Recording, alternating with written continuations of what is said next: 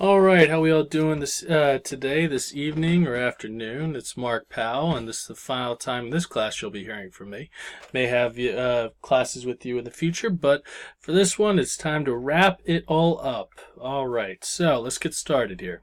So, first thing I want to talk about is my philosophy of online learning. And one of the biggest things that I found is that it's not for every student.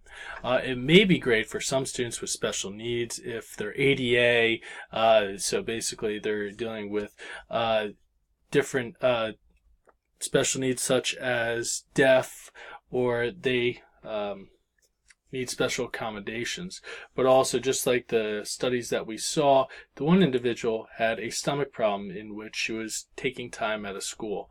For her, this online idea is great for. But we also took a look at one student, a male student, that he found that he was lacking in the online classes because there was a lot more responsibility on him for his own personal learning. And he found that he wasn't ready for that responsibility. So in that sense, what we're seeing is that it may be great for some students, it may not be the best place for others. That is my philosophy on online learning in that regard. And my belief is that a blended online and in-face works best for my content area specifically, which is technology education. Now, this is due to the fact that maybe some people don't have a full workshop or a metal or wood shop, but they may be able to do drawings outside of school. So there are different things like that in which I feel like an online or blended philosophy would work best for my area of study. Use the online classroom I created as a resource, and what we'll be taking a look at is actually my Google Classroom that I created for the unit that I actually teach in my class. And then finally, be a facilitator, not a dictator. Now, Rice didn't say exactly that, but don't dictate exactly what your students need to be doing. Let them have some sense of freedom with what they're learning. And I know that's not always the easiest thing to do, depending on the area of study. But in technology education, you can really allow students to truly take ownership over what they're creating.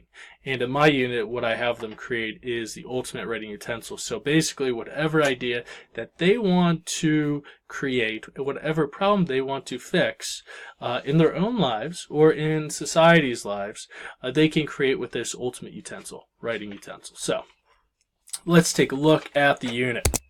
So what I created is, and you can see quite a few other Google Classrooms that I have here for many different ones of my classes, is online section 1. You are section 1.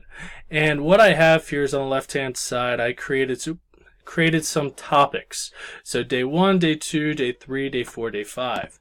And so basically with day 1, basically it goes over the introduction to the design process PowerPoint. Alright, so we go through steps of what is the design process. And I have a 7-step process in which I use and I teach my students. Then they go into the actual design challenge, which I showed in actually in last week's screen capture, and then finally there's the design log, and basically that is the step-by-step of how to go through this assignment. Now, there's two different ways that we can take a look at this. One, if this is a totally online class, what would happen is that I would have my students get on a live presentation. I would then be bringing up these different documents, and through the Google Classroom, all my students would actually have the ability to take a look at these documents and actually either print them off or use them in Google Documents. But if this was a blended class online and in the classroom, what I would be referring to is my students having these as different resources that they could go to, like in what we have if we go through day 2 and day 3 and then day 4, introduction to improvement. What I deal with there is improving, but also going into how to research different topics and the idea of research. So this would be a place where I would have resources for my students if it was a blended or just online class. For me, on the in-class I find that it's much easier for me to tell my students or write on the board different places they can go to research. That's personally just me. And then finally, once we get to the fifth day, drawing an isometric, what my students have to do is draw an isometric shape object of what their design is, what their ultimate utensil is. So what would happen then is, if we were an online class, I would have my students go onto a discussion board, and I'll get into that a little bit more with asynchronous learning, and then present it in a way just like we are. Then having students come back with their own comments and saying, hey, this is what I like, this is what I don't like, and how to critique it in a positive nature. And I think that's really important. I'm big in critiquing the right way, which I feel like is a positive way.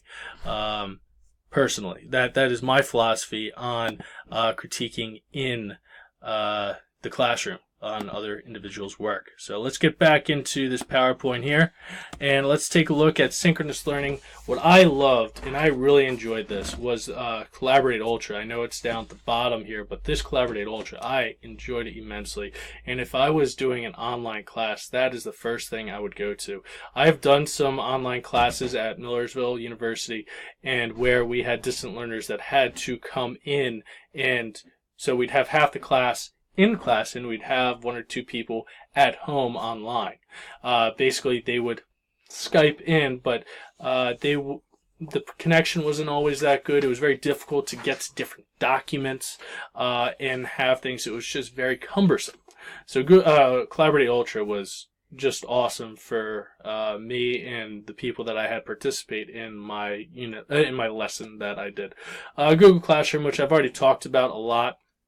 And then Skype. If we're an online class, we're talking online, basically going back and forth. It's a real quick way to, hey, get on Skype if you have an account. Let's talk real quick, with a learner. And then the live chats online. I believe I did a tool in which it was just a chat room. And actually, I don't know if you know this, but AOL Instant Messenger is actually going away, I believe, at the end of October. So and actually, so basically the new things are online that you can use as a AOL Instant Messenger online. There are tools for that. And then asynchronous learning. So basically what we're doing here with asynchronous learning is the discussion board, which I already talked about. People critique other individuals' ideas and sketches. That is how it would be in my unit. They would upload their own drawings, and then people would comment and discuss how they feel about the different ideas, what worked for them in a place that has a community that is positive, that is thinking positive. How can I help this person create the best idea possible while being professional and courteous at the same time? So, and finally, the aha moments. Aha for me was how much I did not know about online learning and how to be an effective online instructor. I knew how to be an effective instructor in the classroom, but online is a totally different world, and I understand that much more now. That you have to be very prompt with feedback to students. You have to be very prompt with students' feedback in the classroom, but at the same time, you have to write it in such a way and put it online for students to read. I had not had a moment that I could have a good experience with online learning, and I believe this came from the instructor, Professor Oliver. Basically creating an environment that was positive, instructive, creative, and gave great feedback, and definitely helped me out a lot in how to approach online learning as a learner and as an instructor. Another idea was I did not realize how many tools that there were out there to actually be able to be used. Every day, I know I'm a tech ed person, so basically I know that there are a lot of tools out there, but I didn't understand the scope in which that there was out there. All the different click-its, show-its, and different things like that. So that was pretty aha to me. And then finally, students may realize that online learning isn't for them, and I think that is a pretty positive, pretty big thing there as well. So I just wanted to say thank you very much. I had a great time with this class, and I hope everybody else did as well. Hopefully, I will see you all in the future in a class or somewhere or another. Have a great day and the rest of October.